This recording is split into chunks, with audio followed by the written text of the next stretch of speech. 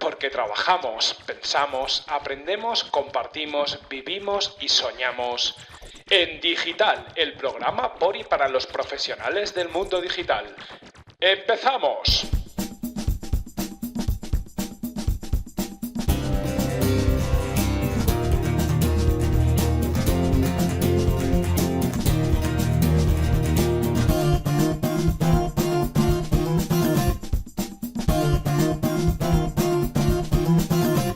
Hola a todos, bienvenidos una semana más a En Digital, el podcast por y para los profesionales del mundo digital.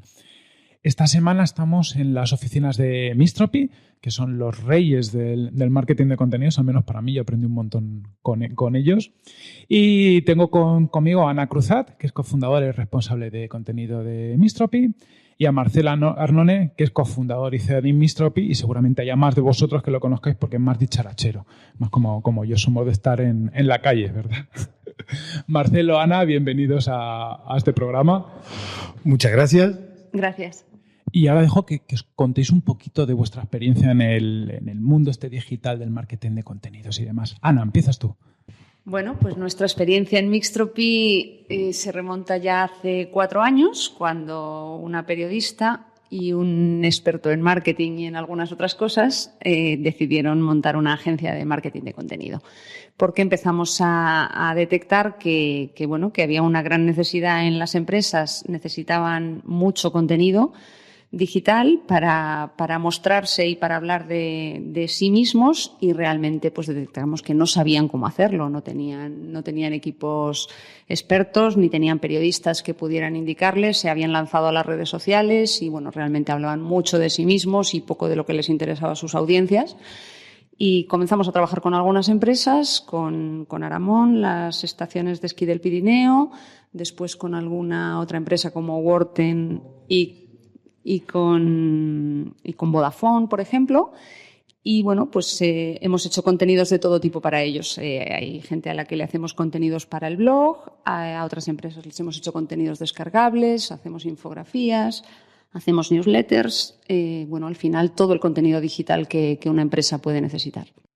Pues la verdad que yo creo que Ana lo ha resumido muy bien. Hace poco me preguntaban algo parecido y yo creo que nosotros empezamos a meternos en esto y quizás a acompañar a algunas empresas a encontrar el lugar del contenido. ¿Sabes qué? Nos parece tan habitual la palabra, tan usada ahora.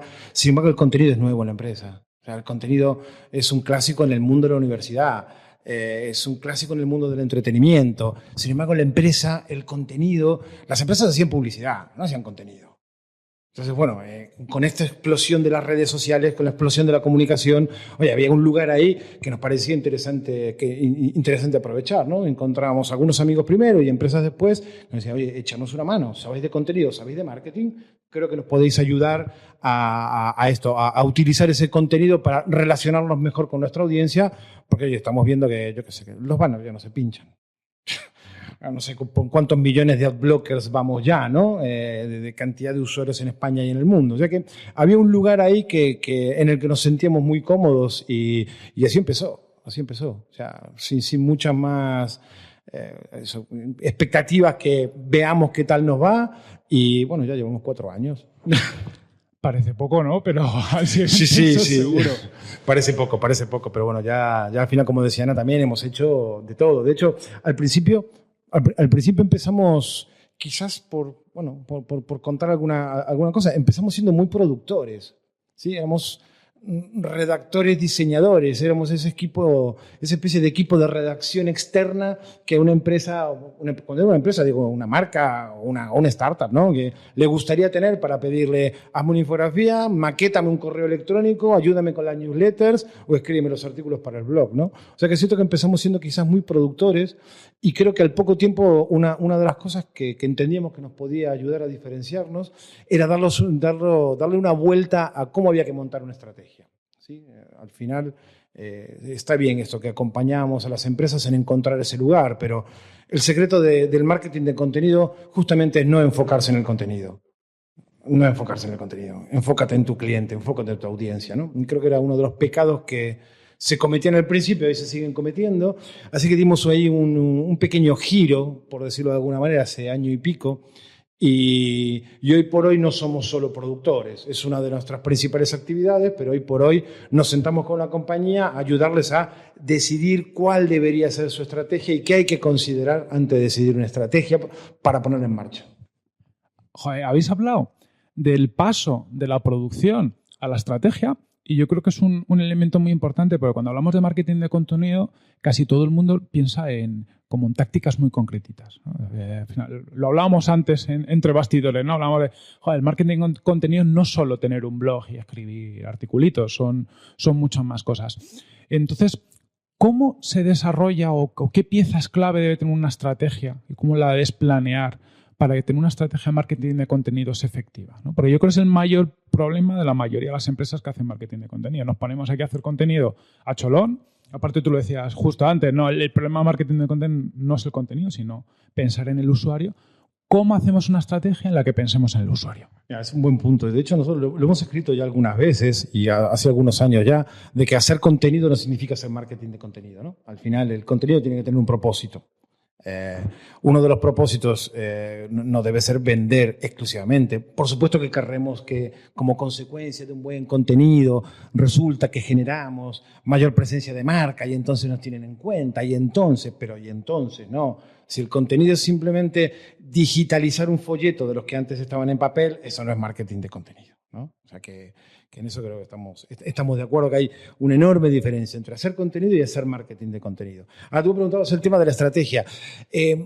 Somos un poco, bueno, iba a decir un poco pesados, esto sé que no se puede decir, pero sí es cierto que nos pusimos muy firmes, muy en serio a desarrollar una metodología. No la hemos inventado nosotros, por supuesto. Tomamos como referencia el Content Marketing Institute americano, que hace una propuesta de metodología, la ha cambiado últimamente, pero hace una propuesta de metodología donde hace una serie de recomendaciones de cosas que hay que tener en cuenta antes de llegar a qué voy a escribir, qué día publico o en qué redes sociales debo estar, ¿no? Entonces, esa metodología, que la llamamos el Content Marketing Framework, porque sabes que en inglés suena mejor, pero no es ni más ni menos que un marco de trabajo, es como si fuera un tablero digital en el que hay piezas que voy a tener que entender y definir para ver cómo juego mis fichas. ¿Y cuáles son esas piezas?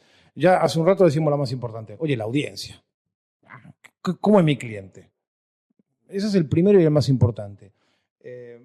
Todavía hoy por hoy sigue siendo muy habitual, por ejemplo, en una sola de las piezas que estamos mencionando, es que las empresas trabajen con segmentos, que no está mal saber que mi cliente tiene entre 28 y 42 años, pero eso en términos de contenido no me dice absolutamente nada. Estamos hablando solo de una cosa que tiene mucho impacto en la estrategia, cambiar de trabajar en términos de segmentos a algo que quizás se ha puesto de moda y es un palabrejo inglés y se llama buyer persona. A partir de un segmento construyamos un perfil y a partir de un perfil indaguemos en los intereses de mi audiencia. Bueno, ahí empieza a gustarme más la cosa que, por ejemplo, trabajar con la idea de segmentos solamente demográficos, ¿no? No sé si te estoy dando alguna pista con esto. Bien. Y iremos indagando alguna más a lo largo de la charla. De hecho, en relación a esto, habéis lanzado recientemente el Content Marketing Radar, que es una herramienta que permite tener, a partir de una serie de preguntas que habéis planteado muy bien, te permite tener una idea de cómo estás en tu desarrollo de estrategia de contenidos y, bueno, luego además permite acceder a una serie de recomendaciones y demás. Cuéntanos un poquito más acerca de esta herramienta. Tal cual. La verdad que lo has explicado muy bien, porque esa era la idea. La verdad que llevamos un tiempo dándole vueltas a esto y, como también comentábamos antes, quizás está un poco maltratada la palabra estrategia, ¿no? Y parece que es algo que es una fórmula secreta que solo tienen algunos. No, se puede llegar a estandarizar ciertos parámetros que te den pistas de en qué punto estás. Para ser más claro todavía, ¿por qué no me está yendo bien? Quizás no has hecho un buen análisis de tu audiencia, quizás no estás en las redes sociales indicadas, quizás no tienes la frecuencia que deberías tener, quizás no has hecho una reflexión interna sobre cómo es tu marca y no has hecho lo que se podría llamar una guía editorial. Entonces, todas estas cuestiones que las estoy diciendo un poco sueltas tienen que ver con algo que mencionábamos antes, el marco de trabajo. Mira, hay 7 cosas hemos hecho en el radar, buscando una forma de establecer algunos parámetros. ¿Quién eres tú? ¿Cuál es tu identidad? Y eso significa que deberías ser consciente de cuál va a ser tu forma de comunicarte con tu audiencia. Inclusive poniéndolo en contexto, porque mi identidad, yo Marcelo, tú José Carlos, parece una redundancia, mi identidad es única. Sin embargo, la forma de comunicarme cambia en función del contexto. No es lo mismo como tú te diriges al notario que cuando pides una cerveza en un bar, ¿no? Y somos exactamente las mismas personas, pero nuestro tono y forma de comunicación varían. Algo que muchas veces no se tiene en cuenta.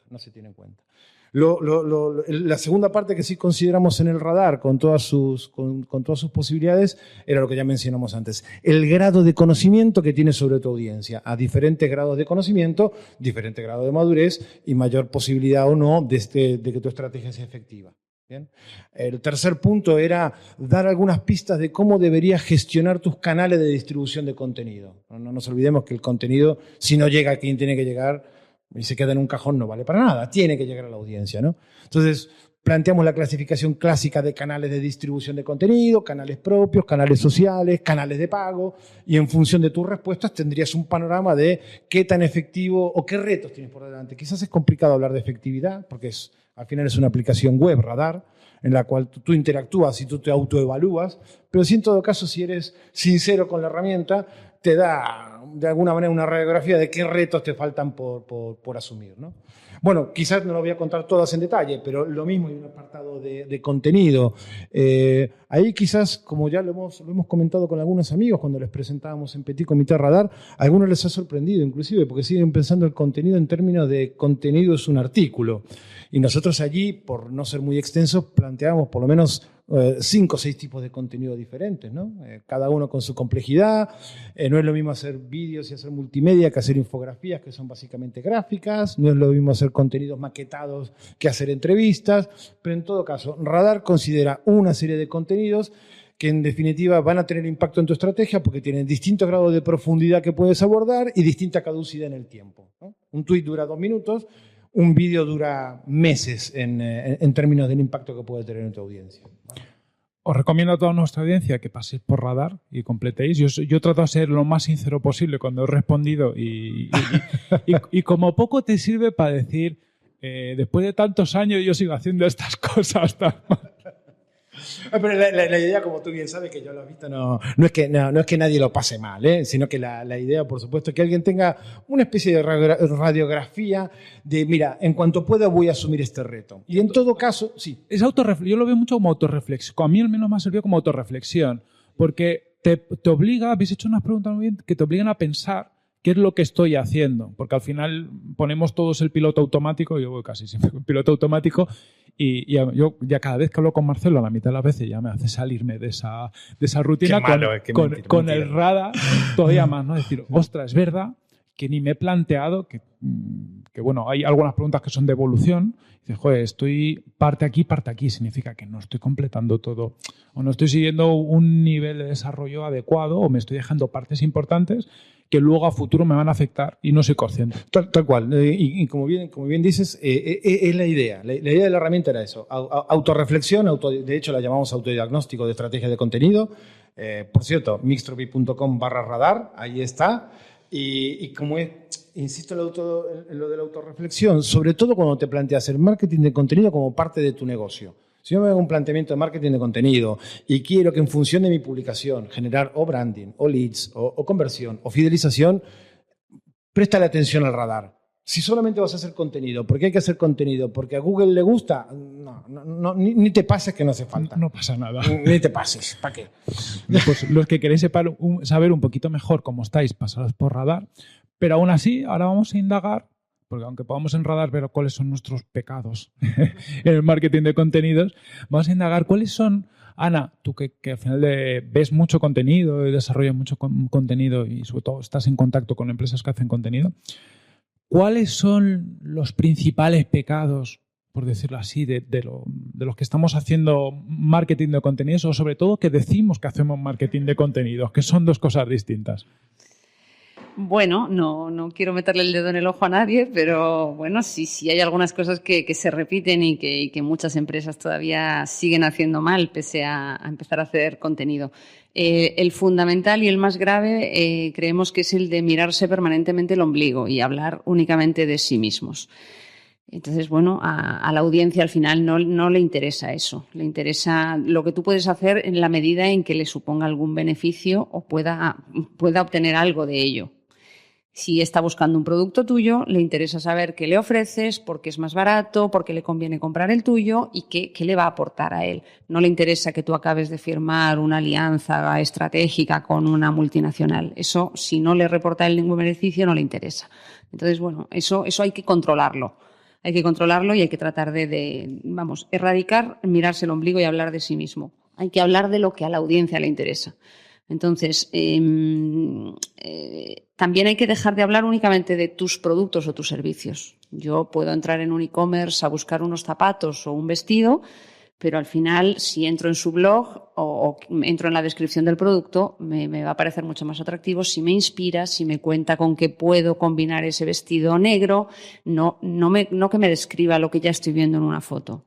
Eso ya lo estoy viendo. Cuéntame algo nuevo, inspírame, mándame un blog, cuéntame algo atractivo, algo que pueda hacer con ese vestido o lo mismo en un blog de viajes, ¿no? Si yo estoy vendiendo hoteles, no voy a hablar únicamente de mi hotel y de lo que ofrezco. Puedo hablar de todo lo que se puede ver en los alrededores, qué excursiones puedo hacer, cómo puedo llegar, qué otras opciones de ocio tengo. En fin, el mundo es mucho más amplio y hay que dar, digamos, siempre un paso hacia atrás para tratar de abarcar mucho más campo y en todas las cosas en las que evidentemente mi audiencia va a estar interesada. Otro error grande y grave es el de pensar que, como todo el mundo quiere estar muy arriba en los resultados de Google, pues al final hacer contenido para Google. Y claro, el marketing de contenido no se trata de hacer contenido para Google, sino de hacer contenido para la audiencia, contenido para las personas. Contenido que resulte interesante y contenido que resulte atractivo. A partir de ahí será mucho más fácil terminar posicionando eso bien y que la gente comparta eso en sus redes y que la gente se interese por ello y vuelva a mi blog a leer nuevos contenidos. La verdad que lo de Google es algo como típico, ¿no? Parece que nos preocupa más Google que nuestros clientes. Y es un poco ilógico, porque al final cuando tú escribes contenido, si tienes una cierta sensibilidad con tu audiencia y con lo que vendes, a mí me pasa. Yo soy muy táctico, a veces me falta estrategia. Pero dices, joder, si estoy escribiendo un contenido y no le va a interesar a mi audiencia, ¿para qué narices lo estoy escribiendo?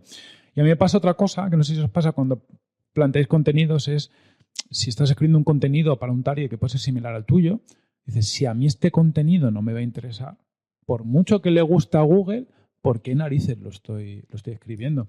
Pero nos pasa con muchas cosas. Siempre pensamos más casi en el medio, en Google, que en el fin, que tú quieres a Google para que te atraiga un cliente. Parecemos un poco tontunos, ¿no? A veces con estas cosas. A ver, 100% de acuerdo. Yo creo que sigue estando... A ver, creo que también hay que ser cuidadoso con esto. Por supuesto que es muy valioso el posicionamiento en Google.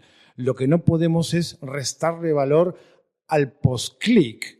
Es decir, está fenomenal que yo aparezca primero, pero si cuando alguien hace clic en ese contenido que sale primero, encuentra una palabra clave repetida 23 veces, pues acabamos de perder todo el valor, ¿no? Así que en eso estamos 100% de acuerdo, ¿sí?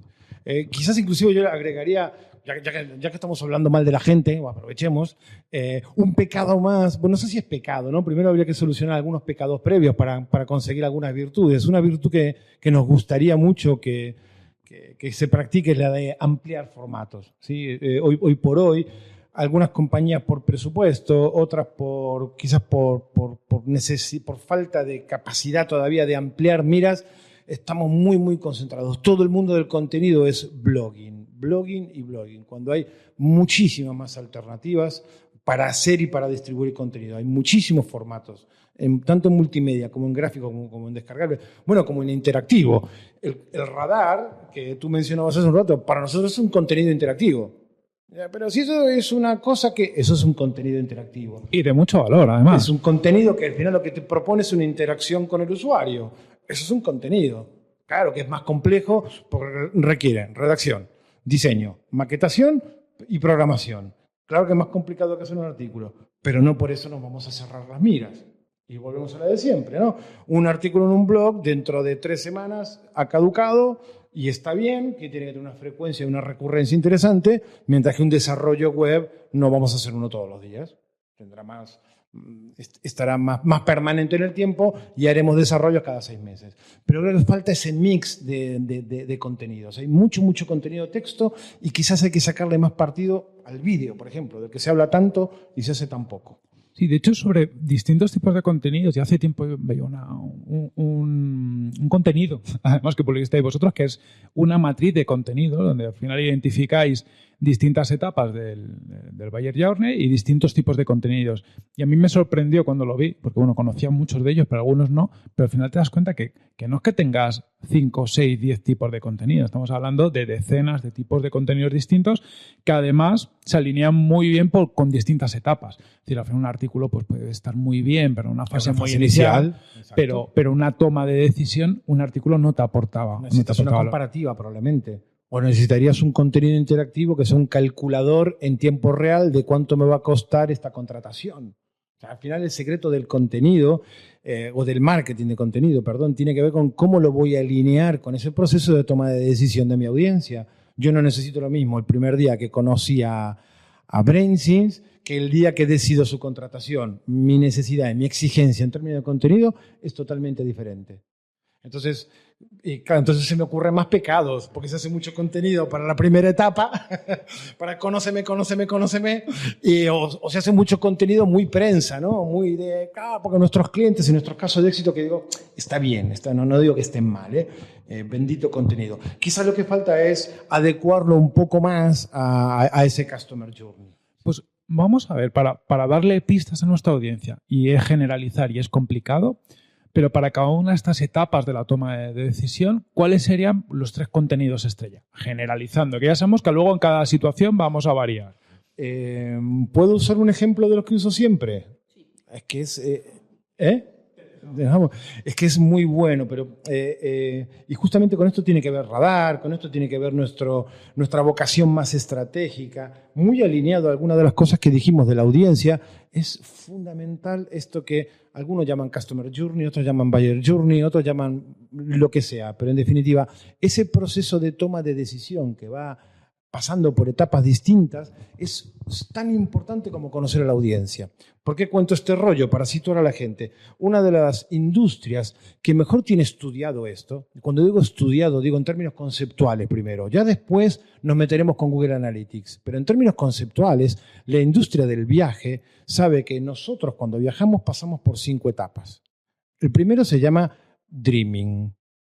Lo digo en perfecto inglés, como se nota, ¿no? Dreaming. El primero es dreaming, el segundo es planning, el tercero es booking, el cuarto es disfruting your viaging y el quinto es sharing. ¿Qué quiere decir esto? Que esto que no sé, todavía, mira que es un concepto que tiene más de 12 o 15 años, desarrollado por grandes consultoras como McKinsey, todavía cuesta que calen las compañías. Esto es lo que determina en definitiva cuál es el mejor contenido cuando tú estás soñando en irte de viaje. Por supuesto que es inspiración pura. Muéstrame playas bonitas, montañas y paisajes, ciudades que no conozco, culturas, con lo cual hay contenido muy inspiracional. Ahora, una vez que yo tengo decidido que me voy a ir a conocer un país lejano y entro en la segunda fase, que es el de planning, ya estoy inspirado, ya estoy lo suficientemente inspirado. El contenido tiene que ayudarme a tomar la decisión de cuándo es la mejor época. Ya empieza a ser menos inspiracional y un poquito más racional. O sea, ya no se trata de que me cuentes las playas kilométricas de Singapur. No, cuéntame otra cosa. Y si estamos en la tercera fase, que es el de booking, es que el contenido es mucho más racional todavía. Cuéntame por qué, dime qué precios hay, qué temporada es más barata o qué lugares son mejores para pasármelo bien. La verdad que sí, ahí, y aparte se explota poco. Yo voy a poner un ejemplo, no sé si conocéis. Yo compro todos estos cacharritos con los que grabo la radio y demás en Zoman, que es una tienda, creo que es alemana, y tienen contenidos que a mí me parecen muy chulos porque son contenidos distintos, pero a mí me parecen súper alineados con la decisión de compra. Por ejemplo, esta es la categoría de grabadoras. Cuando yo pasé por la fase de tengo que elegir una grabadora para el podcast, y en esa categoría tienes un contenido que es una guía de compra, que parece una estupidez, que al final suena hasta un contenido comercial, pero a mí, por ejemplo, me resulta muy útil porque al final te decía, oye, ¿cuál es tu necesidad?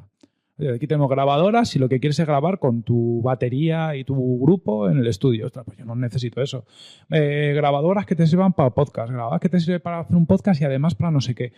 Y al final, es un contenido cojonudo porque ayuda al usuario, pero evidentemente dentro de cada una decisión pues te recomendaban las que ellos querían vender. Al final pues te acabas comprando una grabadora de 150 euros en lugar de una de 90 porque tú has visto ese contenido, te han ido guiando, te ha servido mucho, pero encima, joder, con todo lo que me has ayudado, yo me creo que esta que tú me recomiendas es la adecuada. Yo creo que nos falta ese tipo de contenido que esté totalmente alineado con tu momento de compra.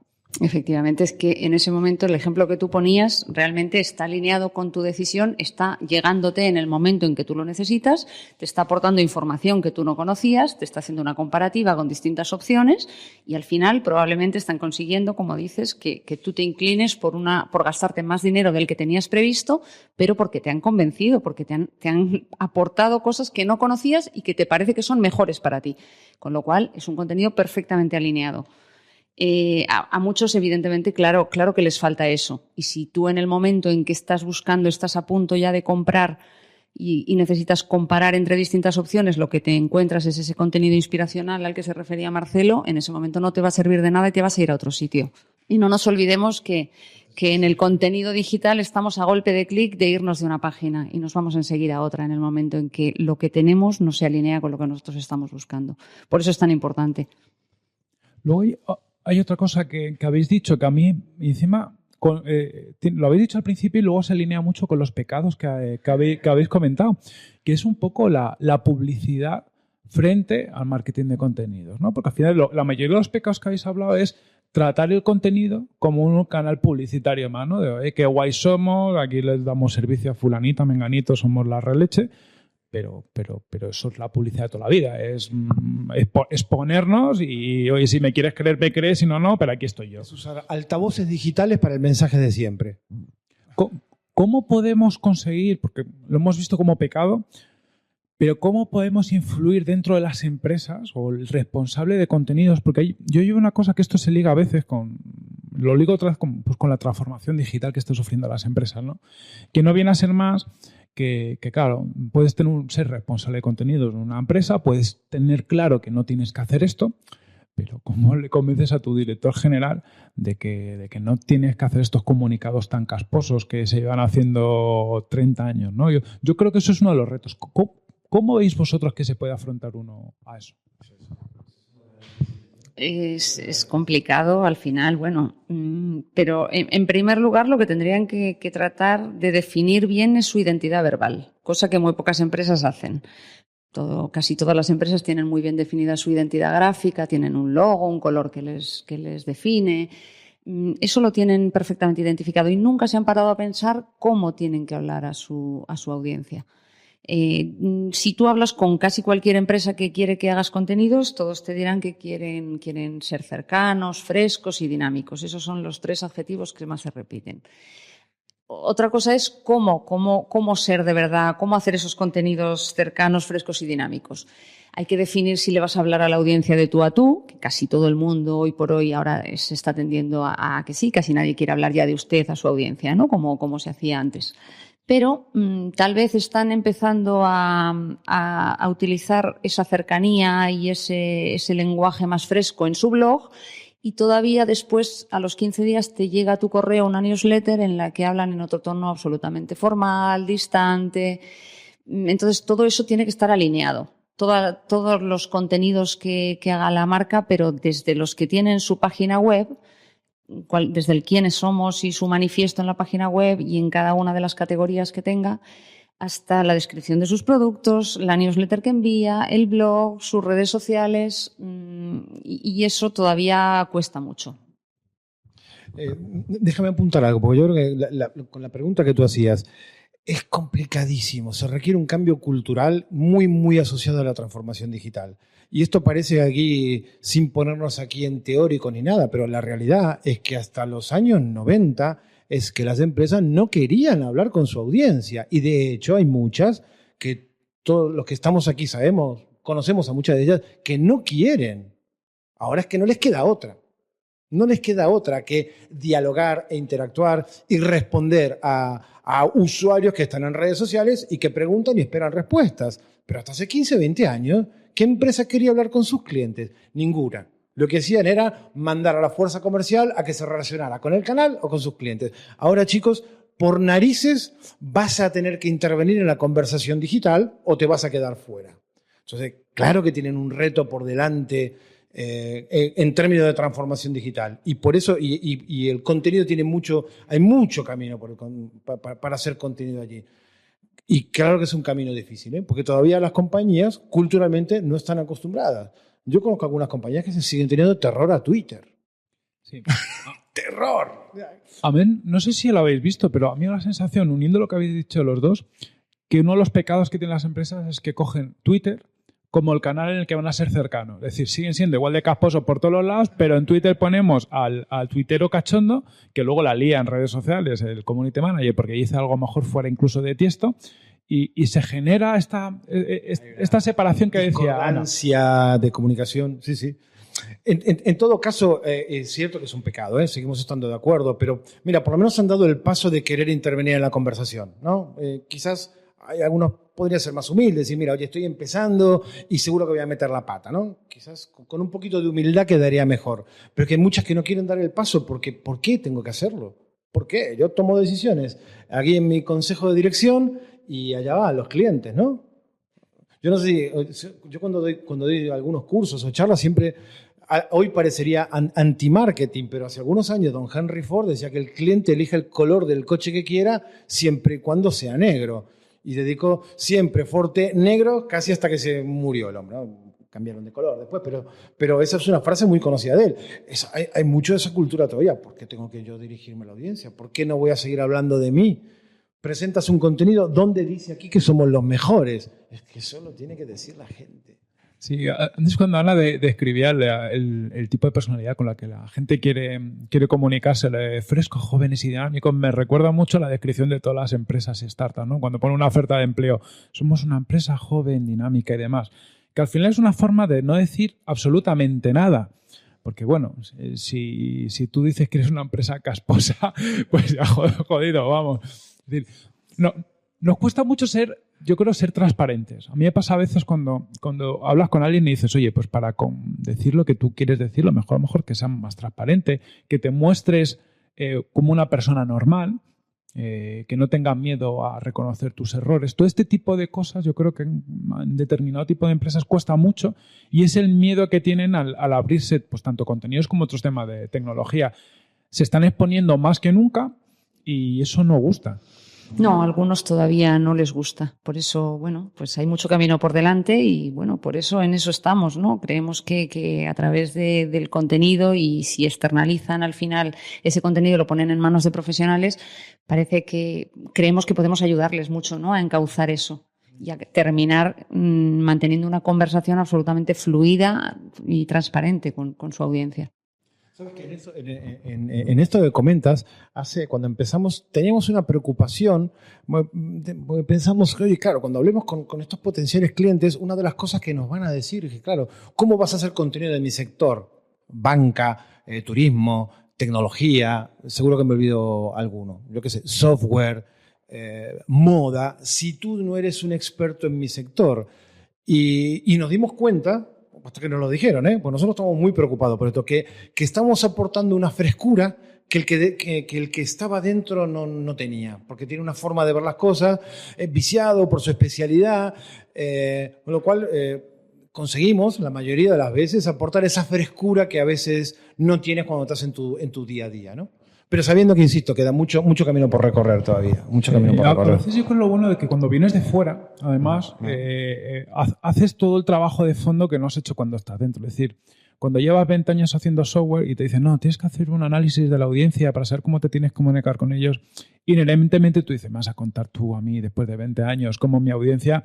y entonces fallas porque no haces los deberes. Sí, sí. Y además eso, sobre todo en compañías grandes, es muy habitual. ¿Cómo me vas a explicar tú a mí quién es mi cliente si llevo X años haciendo esto? Entonces, oye, que no es sencillo, pero veámoslo con datos y expliquemos que tu cliente también ha cambiado.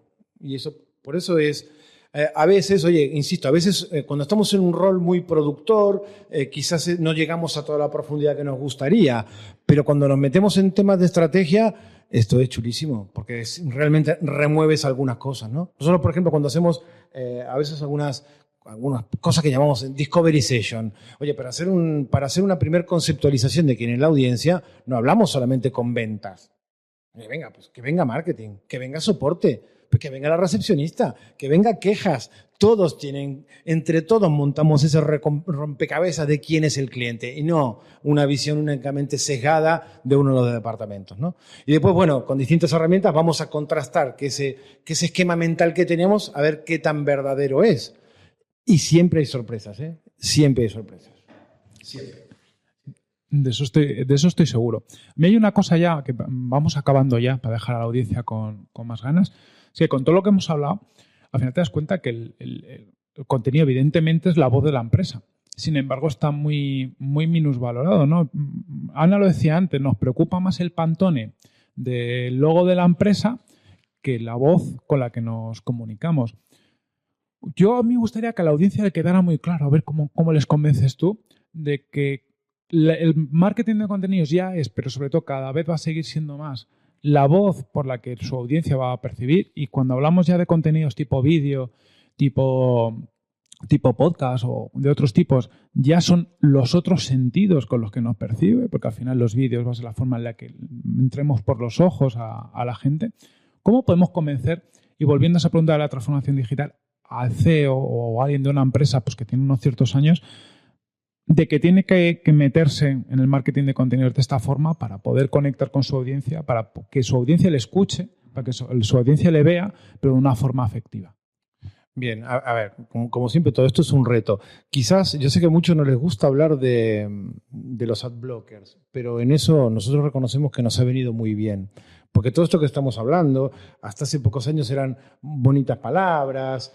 No, en España el 30% de la población internauta tiene instalado ad blockers en sus navegadores, y eso significa directa y claramente: no me molestes si no tienes algo interesante para contarme. Entonces, creo que más allá de algunos conceptos, esto es un dato muy, muy, muy significativo para tener en cuenta. O sea, en el mundo creo que vamos ya, bueno, no sé por cuántos millones vamos. En Europa, más o menos estamos en unos 90 millones en total de usuarios de AdBlocker. Personas que, algunos como nosotros y otros no, pero personas que como nosotros dicen: no me molestes, no me interrumpas, ¿no? Y con datos demostrables. Entonces, eso es un primer alerta. Si este alerta está entendido de que nuestro comportamiento digital, nuestra madurez, nuestra inteligencia como usuarios y compradores nos da más poder, si eso se entiende, el camino se allana. Hoy por hoy hay que reconocer que nosotros en nuestro rol de compradores o de consumidores nunca hemos tenido ni tanto poder ni tanta información como tenemos ahora. Nunca, nunca, nunca. No, podemos cambiar de marca en un clic. Si es un SEO lo entiende, que lo entienden porque ven cómo han bajado la efectividad de su publicidad tradicional y ven cómo ha bajado su publicidad digital también, es más fácil empezar a abordar estos temas. Es bastante más fácil. Pues ya sabéis, a día de hoy, si todavía no creéis en el marketing de contenidos, estáis jodidos. Y eso lo digo yo, no lo dice ella, la gente de Mistropi. Aprender de estos consejos que nos han dado Ana y Marcelo, yo creo que bueno, para los que estáis metidos en ellos, os estáis metiendo en el marketing de contenidos, me han dicho unas cuantas cosas a seguir. Sobre todo para no cagarla, porque a mí me pasa muchas veces de hacer las cosas sin pies ni cabeza y te das cuenta que has perdido mucho tiempo, y sobre todo que ya se empezó a generar una sensación que a lo mejor no es la que quieres generar. Me enrollo para variar. Ana, Marcelo, muchísimas gracias por estar aquí hoy con nosotros. Muchas gracias a ti. Muchas gracias, José Carlos. Y a toda nuestra audiencia, como siempre, la próxima semana más y mejor. ¡Un abrazo!